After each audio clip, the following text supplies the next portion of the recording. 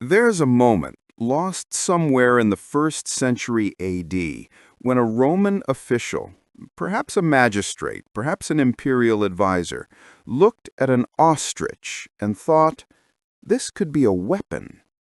Not a weapon in the traditional sense, not a creature that could gore an enemy or tear flesh from bone, but a weapon nonetheless, a tool of humiliation, spectacle, and psychological domination. A bird so absurdly large, so comically fast, so impossibly stupid that it could turn a public execution into theater, a criminal into a punchline, and an entire crowd into a roaring chorus of laughter and contempt. The ostrich, native to the deserts and savannas of North Africa, had been known to Romans for centuries, but it was under the Julio-Claudian emperors, Augustus, Tiberius, Caligula, Claudius, and Nero, that the bird became something more than a curiosity. It became a symbol of imperial power, a living demonstration that Rome could reach across continents, capture the exotic, and bend nature itself to its will. The exotic animal craze that swept through Rome during this period was unlike anything the ancient world had seen before. Elephants, lions, bears, crocodiles, rhinoceroses, leopards, hippos, all of these creatures were imported from the edges of the empire and displayed in triumphal processions, private menageries, and public games. But the ostrich occupied a special place in this zoological arms race. It was neither majestic nor terrifying. It was absurd, and Romans loved absurdity. Africa, particularly the provinces of Africa Proconsularis and Numidia, modern Tunisia and Algeria, became Rome's primary source for exotic animals. The infrastructure required to capture, transport, and maintain these creatures was staggering. Professional animal hunters, venatores, operated across the continent, tracking herds, setting traps, and coordinating with local tribes. Ostriches, despite their size, were relatively easy to capture compared to predators. They were fast, capable of running at speeds exceeding 40 miles per hour, but they were also easily confused, prone to running in circles, and lacking the aggression that made lions or bears dangerous to handlers. The logistics of transporting live ostriches from Africa to Rome were nightmarish. The birds had to be caged in specially constructed wooden crates, fed constantly. Ostriches are omnivorous and will eat nearly anything, including stones, which they use to grind food in their gizzards, and kept separated to prevent them from injuring one another with their powerful legs. Ships carried dozens of ostriches at a time, along with fodder, water, and a small army of handlers. Many birds died in transit, from stress, disease, or the chaos of sea travel, but enough survived to make the trade profitable. Why were Romans so fascinated by ostriches? The answer lies in the bird's unique combination of traits. It was enormous, standing up to 9 feet tall and weighing over 300 pounds, yet fragile, easily startled, and utterly lacking in dignity. It could run faster than a horse, but could not fly. It had a tiny head perched atop a long, serpentine neck, giving it a perpetually confused expression. And it behaved erratically, switching between aggressive kicks and panicked flight with no apparent logic. In short, the ostrich was a living paradox, and paradoxes fascinated Romans. But there was a deeper psychological dimension to Rome's obsession with exotic animals. The Roman crowd, the populus Romanus, was notoriously difficult to please. They had seen lions mauling criminals. They had watched elephants crush men beneath their feet. They had witnessed rhinoceroses charging into crowds of condemned prisoners. The novelty of pure violence was beginning to wear off. What the crowd wanted, increasingly, was surprise. They wanted something they had never seen before, something impossible, something that defied expectation. The ostrich delivered. Emperors understood this. The games were not just entertainment, they were political tools, carefully calibrated to maintain public support, demonstrate imperial wealth, and reinforce social hierarchies. An emperor who could stage a spectacle involving creatures no one had ever seen, doing things no one thought possible, was an emperor who controlled not just Rome, but the imagination of Rome. The earliest uses of ostriches in Roman spectacle were relatively tame. During triumphal processions, grand parades celebrating military victories, captured ostriches were paraded through the streets alongside elephants, lions, and other exotic beasts. The message was clear. Rome had conquered the world, and the proof was walking, or running, or stumbling, or panicking right in front of you. Pliny the Elder, writing in the 1st century AD, described the public's reaction to these early ostrich displays. People laughed, they pointed, they marveled at the bird's size and speed. But they also felt something else, a sense of superiority. The ostrich, for all its size, was ridiculous. It was foreign, ungainly, and easily controlled. And if Rome could dominate even the most absurd creatures of the natural world, what hope did Rome's enemies have? This psychological dynamic, the transformation of the exotic into the ridiculous and the ridiculous into a symbol of power, was the foundation upon which Rome's ostrich obsession was built. The bird was not just an animal. It was a metaphor, a living, running, kicking metaphor for Rome's ability to conquer, control, and humiliate anything that crossed its path. But metaphors in Rome had a way of becoming literal. By the time of Caligula and Nero, ostriches were no longer just parade animals. They were being brought into the arena. And once they entered the Colosseum, once they faced the crowd, the gladiators, and the machinery of Roman entertainment, they stopped being curiosities and became something far stranger. They became weapons. The Venatio, the beast hunt, was one of the most popular events in the Roman games. Staged in the morning before the gladiatorial combats, these hunts featured professional hunters battling exotic animals in choreographed displays of skill, courage, and violence. Lions were stalked. Bears were speared.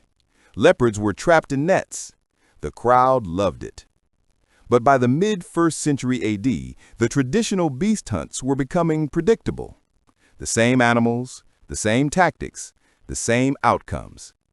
Emperors and game organizers began searching for novelty, for creatures that would surprise the crowd, disrupt expectations, and generate the kind of chaotic energy that made the arena feel alive.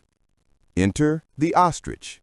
The first documented ostrich hunt in the Colosseum likely occurred during the reign of Claudius or Nero, though exact records are scarce. What we do know, from later sources, is that ostrich hunts quickly became crowd favorites, not because they were violent, but because they were absurd. The setup was deceptively simple. A group of trained venatores, arena hunters armed with spears, javelins, or swords, would enter the arena. Then, the gates would open, and a dozen or more ostriches would burst forth, running at full speed, their long legs pumping, their wings flapping uselessly, their heads bobbing in what could only be described as frantic confusion. The hunter's goal was to kill the birds. The ostrich's goal, insofar as they had one, was to escape. But ostriches, despite their speed, are not intelligent animals. When cornered, they do not fight strategically. They do not flee in straight lines. They panic. They run in circles. They charge at random. They kick wildly, their powerful legs capable of disemboweling a man with a single blow. But their attacks are uncoordinated and easily avoided by trained fighters. The result was chaos. Beautiful, hilarious, unpredictable chaos. The crowd roared with laughter as ostriches careened around the arena, colliding with one another, kicking at empty air and occasionally landing a lucky blow that sent a hunter sprawling. The hunters, meanwhile, struggled to maintain their dignity while chasing birds that seemed to defy all logic. One moment, an ostrich would charge directly at a spear. The next, it would spin around and flee in the opposite direction. The unpredictability was the point. But the true spectacle, the moment that made ostrich hunts legendary, was the gladiatorial decapitation trick. According to Suetonius and later accounts, certain gladiators specialized in a particular feat, severing an ostrich's head with a single sword stroke while the bird was running at full speed. The gladiator would wait until the ostrich charged past him, then swing his blade in a perfectly timed arc, slicing through the bird's long, narrow neck. The head would tumble to the sand, and the body, muscle memory still firing, would continue running for several more steps before collapsing. The crowd loved it. The sight of a headless ostrich running across the arena, blood fountaining from its severed neck, was both grotesque and comedic. It was impossible. It was absurd. It was Roman. Commodus, the emperor who famously fought as a gladiator, was said to have performed this trick multiple times. According to Cassius Dio, Commodus once killed an entire flock of ostriches in the arena, decapitating each one with theatrical precision. He then turned to the senators in the audience, men who despised him, who saw his gladiatorial performances as a disgrace to the imperial office, and grinned, holding up a severed ostrich head as if to say, "This could be you." The senators, trapped and humiliated, applauded. This moment reveals the deeper purpose of ostrich hunts. Yes, they were entertaining. Yes, they were absurd. But they were also demonstrations of power. The emperor, by staging these hunts, was showing the crowd, and especially the aristocracy, that he controlled not just life and death, but meaning itself.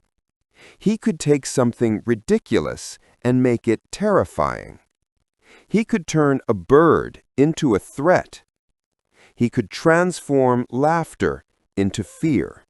The crowd's reaction to ostrich hunts was always a complex cocktail of emotions. There was laughter, certainly. How could there not be when watching a bird run in circles, kicking at nothing? But there was also awe. The hunters were skilled. The kills were impressive. And the sheer absurdity of the spectacle, the fact that an emperor had imported these creatures from another continent, trained men to fight them, and staged the entire event for public consumption, was a reminder of Rome's wealth, power, and boundless ambition. Why did ostrich hunts become a reliable crowd pleaser? Because they offered something rare in the arena: levity. The games were brutal. Criminals were executed. Gladiators died. Blood soaked the sand. But the ostrich hunts were different. They were funny. They were strange. They were a break from the relentless violence, a moment when the crowd could laugh without guilt, marvel without horror. And yet, even in their humor, the hunts reinforced the same message as the executions and gladiatorial combats. Rome is in control. Rome can dominate anything, even something as ridiculous as an ostrich. The ostrich hunts were popular, but they were just the beginning. Roman game organizers, always searching for new ways to astonish the crowd, began experimenting with more elaborate spectacles. If ostriches were funny when chased, what would happen if someone tried to ride them? The result was one of the most bizarre traditions in Roman entertainment: ostrich cavalry acts. These performances were staged as mock battles, parodies of Rome's own military campaigns.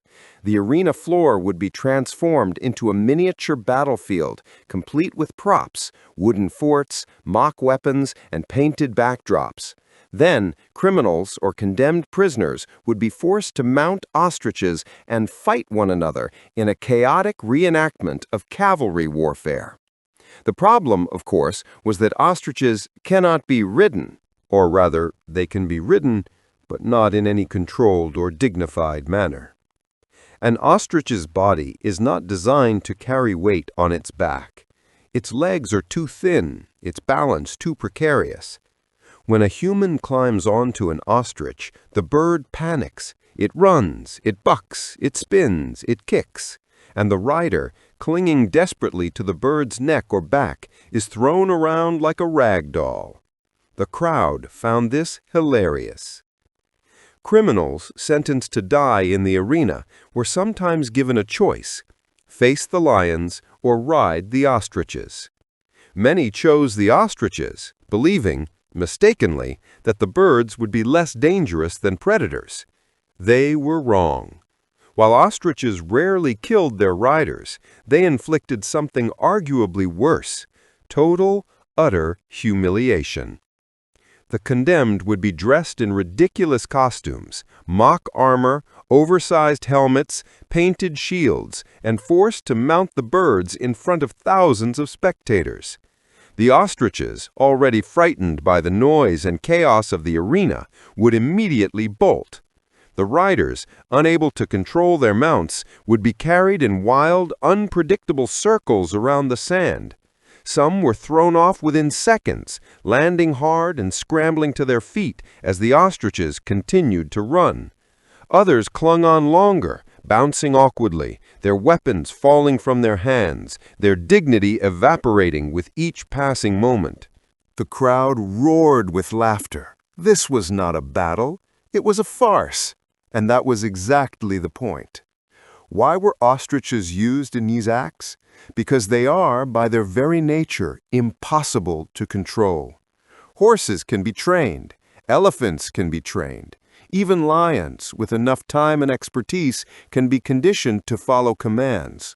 But ostriches are fundamentally chaotic. Their brains are small, smaller than their eyeballs, and their behavior is driven entirely by instinct and panic. They cannot be tamed in any meaningful sense. They will never cooperate. This made them perfect tools of humiliation. The arena was, among other things, a psychological weapon. Public executions were not just about killing criminals. They were about demonstrating the consequences of defying Rome. But not all crimes required dramatic, violent deaths. Some crimes, theft, fraud, desertion, minor acts of rebellion, called for something else: mockery. And mockery in Rome was a form of erasure. To be laughed at in the arena was to lose one's humanity, to become a joke, to be remembered not as a person, but as entertainment. The ostrich cavalry acts achieved this perfectly. The criminals were not torn apart by lions. They were not crucified or burned. They were simply made to look foolish. And in a society obsessed with honor, dignity, and public reputation, this was, in its own way, a fate worse than death. But there was another layer to these performances: political satire. Rome's military was sacred. Its legions had conquered the known world. To mock Roman soldiers, to parody Roman warfare, would normally be considered treasonous, an insult to the empire itself. And yet, in the arena, under the emperor's gaze, this mockery was not only permitted, it was encouraged. Why? Because the emperor controlled the joke. By staging mock battles with ostriches, by turning warfare into comedy, the emperor demonstrated that he was so secure in his power, so confident in Rome's dominance, that he could afford to laugh at his own military. The message was clear. Rome is so strong, so invincible, that even our parodies are entertaining. But there was a darker subtext. These acts also reminded the audience that the emperor could turn anything into spectacle, including human life. If he wanted, he could make a senator ride an ostrich. He could make a general chase a bird around the arena. The absurdity of the ostrich cavalry acts was not just humor, it was a threat. The crowd understood this. They laughed, certainly, but they also watched carefully, noting which criminals were chosen for the ostrich acts, which crimes warranted mockery rather than violence. They learned the unspoken rules of imperial power. Some deaths are serious, others are jokes, and the emperor decides which is which. The ostrich cavalry acts, for all their absurdity, were political theater. They were a reminder that the empire could bend reality itself, that chaos could be weaponized, and that even the most ridiculous spectacle served a purpose, reinforcing the authority of the man who staged it. Roman justice was not designed to be private. Punishment, to have meaning, had to be seen. A criminal executed in a prison cell was just a dead criminal. A criminal executed in the arena in front of 50,000 screaming spectators was a lesson, a warning, a public demonstration of imperial power. This principle, spectaculum, shaped every aspect of Roman criminal justice. Executions were elaborate, theatrical, and carefully calibrated to match the crime. Murderers were torn apart by wild animals. Arsonists were burned alive. Traitors were crucified. And for certain crimes, minor theft, fraud, desertion, public drunkenness, the punishment was not death, but humiliation. Enter the ostrich. The use of ostriches as tools of mockery was not accidental. These birds possessed a unique set of characteristics that made them ideal for psychological torture. They were fast, too fast for most humans to escape. They were unpredictable. No one, not even trained handlers, could predict what an ostrich would do next. And they were ridiculous. Their size, their awkward gait, their tiny heads bobbing atop long necks made them inherently comedic. When a criminal was sentenced to face the ostriches, the crowd knew what to expect: a farce. The condemned would be dressed in costumes, sometimes as soldiers, sometimes as mythological figures, sometimes in the clothing of foreign barbarians. They would be given prop weapons, wooden swords, flimsy shields, spears with dull tips, and pushed into the arena. Then the ostriches would be released. What followed was chaos. The birds, startled by the noise and the presence of humans, would run in every direction. The criminals, attempting to defend themselves or flee, would scramble across the sand, chased by birds that outweighed them and could easily outrun them. If the criminals stood still, the ostriches might ignore them. If they ran, the birds would chase. If they swung their weapons, the ostriches would kick, their powerful legs capable of shattering bones. The crowd laughed, and in that laughter lay the entire purpose of the punishment. Crowd psychology is a dark and fascinating subject, and the Romans understood it intuitively. When a crowd laughs at someone, they cease to see that person as human. They become an object, a punchline, a piece of entertainment. And once that transformation occurs, any sympathy, any sense of shared humanity evaporates. This was the genius of ostrich-based punishments. The criminals were not killed, at least not immediately. They were degraded. They were made to look foolish, helpless, pathetic. And the crowd, by laughing, became complicit in their humiliation. Each laugh reinforced the social hierarchy, reminded everyone present that criminals were less than, that they deserved mockery, that their suffering was entertainment. Roman philosophers and legal scholars wrote extensively about the relationship between punishment and deterrence.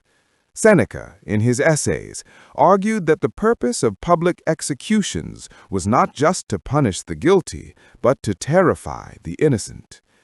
The message was simple: do not break the law, or this will be you. But humiliation served an even deeper psychological purpose. Death, for all its horror, is final. It ends, but humiliation lingers. The criminal who survives an ostrich encounter leaves the arena alive, but broken. They have been laughed at by thousands. Their dignity has been destroyed. Their reputation, in a society obsessed with honor, is gone forever. For certain crimes, for certain individuals, this was a worse fate than execution. There are documented cases of comic executions that illustrate this principle. One account, preserved in a fragment of Marshall's Liber Spectacularum, describes a pickpocket who was forced to run circles around the arena while chased by ostriches. Every time he tried to escape, the birds would corner him. Every time he fell, the crowd roared with laughter. The ordeal lasted nearly an hour. When it finally ended, the criminal was not killed. He was simply removed from the arena, physically unharmed, but psychologically shattered. Another account describes a man convicted of public drunkenness who was dressed as Bacchus, the god of wine, and forced to ride an ostrich while holding a cup of wine. The bird, predictably, threw him off immediately. The man spent the next several minutes stumbling around the arena trying to catch the ostrich while the crowd mocked him mercilessly. The punishment was light. No blood was spilled, but the humiliation was absolute. Why did Romans believe that humiliation was worse than death for certain crimes? Because honor in Roman society was everything. A man without honor had no place in society. He could not hold public office. He could not be trusted. He could not marry into a respectable family. He was, in every sense that mattered, already dead. By forcing criminals to face ostriches, by making them the subjects of public mockery, Rome was doing more than punishing individuals. It was reinforcing the entire social order. It was reminding everyone, citizens, slaves, foreigners, that the empire controlled not just your body, but your reputation, your dignity, your very sense of self. The ostrich was not just a bird, it was a tool. And in the hands of Roman justice, it was a weapon more effective than any sword. Behind the laughter, behind the chaos, behind the seemingly absurd spectacle of Romans chasing birds around an arena, lay a sophisticated system of psychological manipulation. The ostrich acts were not random entertainment. They were carefully designed propaganda, engineered to reinforce imperial authority, pacify the masses, and remind everyone, citizens and enemies alike, that Rome controlled not just territory, but reality itself. The key to understanding this lies in a single principle. Chaos, when controlled, becomes power. Romans believed deeply in the concept of imperium, the authority to command, to rule, to impose order on the world. This was not just political power, it was cosmic. Rome's destiny, as the Romans understood it, was to bring civilization to the barbarian world, to replace chaos with law, to dominate nature itself.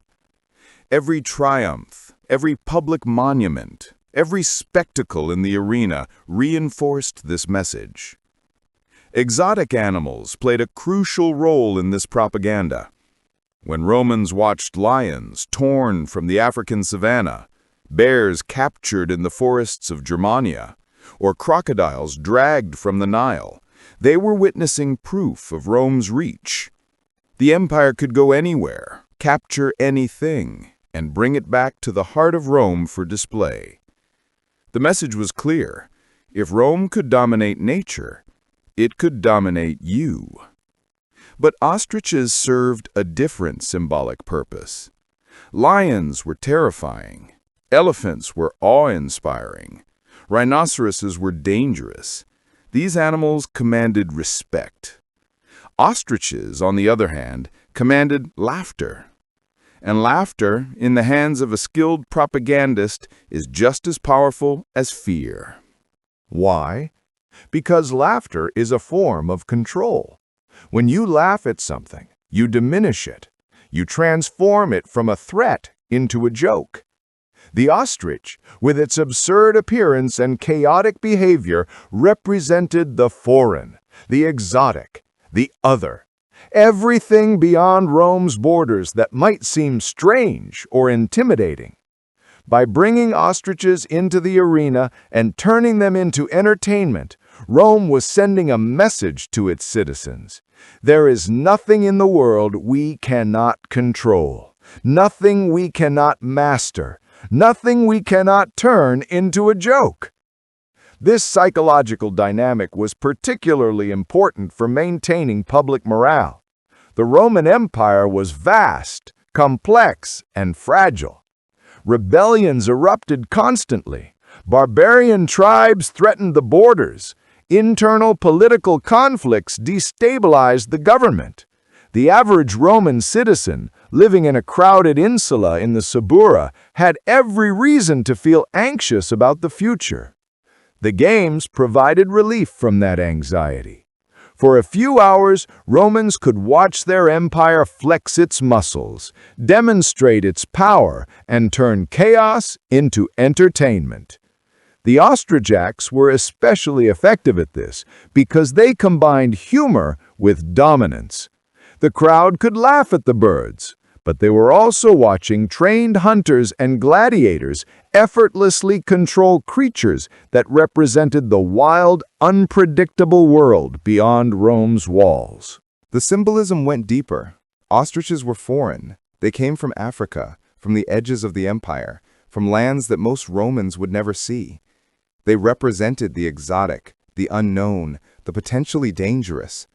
By bringing them into the Colosseum and forcing them to perform, Rome was domesticating the foreign, taming the unknown, and reassuring the public that even the strangest corners of the world were under imperial control. Emperors understood this instinctively. Men like Nero, Domitian, and Commodus staged increasingly elaborate animal spectacles not just for entertainment, but for political survival. A successful games could defuse public anger, distract from economic problems, and reinforce the emperor's image as a powerful, benevolent ruler. Conversely, a poorly staged games, one where the animals died too quickly, where the spectacles felt repetitive, where the crowd grew bored, could damage an emperor's reputation and embolden his enemies. The ostrich acts were particularly useful during times of political tension, when the Senate was restless, when rumors of conspiracy circulated, when the emperor needed to remind everyone who was in charge. He would stage something absurd, something so over the top, so impossible, that it would dominate conversation for weeks. Forcing criminals to ride ostriches, gladiators decapitating birds mid-run, mock cavalry battles where the cavalry were 7-foot-tall birds that couldn't be controlled. These spectacles were absurd, yes, but they were also terrifying in their implications. They demonstrated that the emperor could do anything. He could bend nature. He could turn punishment into comedy. He could make the Senate laugh at a criminal being chased by a bird, and in doing so, remind them that they too could be reduced to objects of mockery if they challenged his authority. Public laughter, in this context, was a political tool. When the crowd laughed at a criminal being chased by an ostrich, they were not just enjoying a spectacle, they were participating in a ritual of social control. The laughter reinforced the hierarchy. It reminded everyone that criminals were other, that they deserved mockery, that their suffering was entertainment. And it bonded the crowd to the emperor, who had provided them with this moment of levity and superiority. The paradox of the ostrich acts was that they were simultaneously ridiculous and deeply serious. On the surface, they were jokes, silly birds chasing terrified criminals around an arena. But underneath, they were demonstrations of power, exercises in psychological warfare, reminders that Rome controlled not just life and death, but meaning itself. The empire could turn anything into spectacle. It could make you laugh, it could make you scream, it could make you forget your troubles, ignore your grievances, and cheer for the emperor who had arranged the whole thing. And that, in the end, was the true genius of the Ostrich Acts. They made tyranny entertaining. They made cruelty funny. They made power feel stable, inevitable, and even joyful. For a few hours, under the hot Mediterranean sun, watching birds run in circles and criminals stumble in mock armor, Romans could believe that their empire was eternal, their emperor was godlike, and chaos itself could be conquered. All empires decline, and all traditions, even the strangest, eventually fade. The Ostriches, for all their popularity, were doomed the moment Rome's fortune began to turn. The decline began in the 3rd century AD, during the crisis of the 3rd century, a 50-year period of near-constant civil war, economic collapse, and external invasion. Between 235 and 284 AD, Rome cycled through more than 50 emperors, most of whom died violently. The borders crumbled, Germanic tribes poured across the Rhine, Persians invaded the eastern provinces. The economy, already strained by centuries of military expansion, collapsed. Inflation spiraled, trade networks broke down, and the vast infrastructure that had once supported the games, the ships that brought animals from Africa, the trainers who captured them, the handlers who transported them, began to fail. Exotic animal imports, including ostriches, plummeted. The costs were simply too high. Emperors facing real wars, real threats, and real economic disaster could not justify spending fortunes to import birds for public entertainment. The games continued, but they became smaller, less frequent, and less extravagant. The Colosseum, once the beating heart of Roman spectacle, began to show signs of neglect. Public taste shifted as well. The 3rd century Roman crowd had seen too much death, too much real violence to be satisfied with comedy. They wanted bigger beasts, bloodier displays, and more dramatic executions. The Ostrich Acts, with their light-hearted absurdity, felt out of place in an empire that was fighting for its survival. Entertainment that had once provided relief from anxiety now felt trivial, even insulting. By the time of Diocletian and Constantine, in the late 3rd and early 4th centuries, the Ostrich Acts had largely disappeared from the games. Occasional hunts still occurred. Ostriches were cheaper than lions, after all. But the elaborate cavalry parodies, the comic executions, and the decapitation tricks were gone. The tradition had run its course. Christian criticism accelerated the decline. As Christianity spread through the empire, gaining official acceptance under Constantine in 313 AD, the games themselves came under increasing moral scrutiny. Christian writers like Tertullian and Augustine condemned the arena as a site of cruelty, idolatry, and moral corruption. They argued that watching men and animals die for entertainment was incompatible with Christian ethics, that the crowd's laughter at suffering revealed a deep spiritual sickness. The Ostrich Acts, with their emphasis on humiliation and mockery, were particularly troubling to Christian moralists. The idea that punishment should be entertainment, that criminals should be degraded for public amusement, clashed with Christian teachings about mercy, redemption, and the inherent dignity of human beings. As Christianity became more influential, emperors faced pressure to reform or eliminate the games. The final blow came in the 5th century as the Western Roman Empire collapsed entirely. In 404 AD, The Emperor Honorius officially banned gladiatorial combat, following the death of a Christian monk who had tried to stop a fight in the arena. Beast hunts continued for a few more decades, but they were shadows of their former glory. The Colosseum, once the symbol of Roman power, fell into disrepair. Its stones were scavenged for building materials. Its underground chambers flooded. By the Middle Ages, it was being used as a fortress, a quarry, and a shelter for the homeless. The ostriches were long gone, But the legacy of the ostrich axe endured, not as a tradition, but as a window into the Roman psyche. The axe revealed truths about Rome that the empire itself might not have fully understood. First, they revealed Rome's obsession with control. The empire did not just conquer territory, it conquered meaning. It took chaos and turned it into entertainment. It took foreign creatures and transformed them into symbols. It took criminals and made them into jokes. This need to dominate, to impose order on everything, was both Rome's greatest strength and its greatest weakness. It allowed the empire to expand across 3 continents, but it also made Rome inflexible, unable to adapt when the world changed.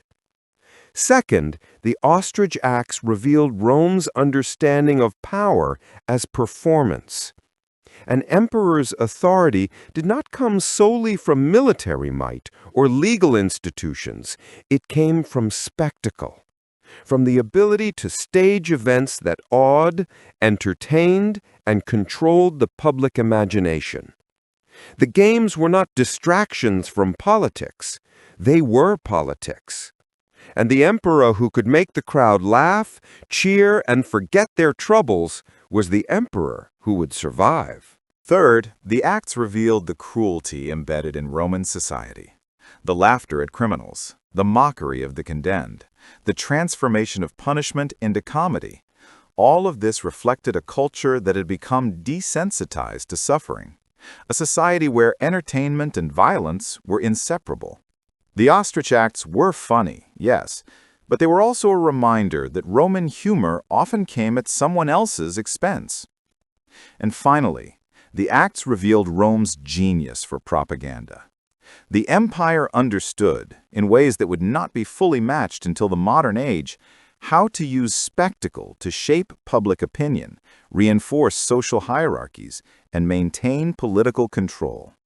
The ostrich acts were absurd, but they were never just absurd. They were carefully engineered performances designed to make Romans feel superior, secure, and entertained, all while distracting them from the empire's deeper problems. The tradition of weaponizing ostriches died with the Western Roman Empire. But the lessons it teaches about power, spectacle, cruelty, and the psychology of crowds remain relevant. Every time a government stages a distraction, every time a society laughs at the suffering of the condemned, every time spectacle replaces substance, we see echoes of Rome's ostrich acts. And we should remember that those acts, for all their absurdity, were never just about birds. They were about control. They were about dominance. They were about the empire's ability to turn anything, even the most ridiculous creature imaginable, into a weapon of psychological warfare.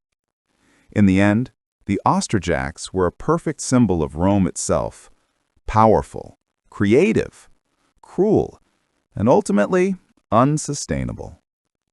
The empire could not maintain the infrastructure, the wealth, or the moral numbness required to keep staging such spectacles forever. The ostriches stopped coming. The crowds stopped laughing. And Rome, like the birds it once weaponized, ran in circles for a while, before finally collapsing into the sand. But for a few centuries, in the greatest arena ever built, Romans watched ostriches chase criminals, gladiators decapitate birds, and emperors turn chaos into comedy. And in those moments, Rome believed it was eternal. It was wrong, but the spectacle was unforgettable.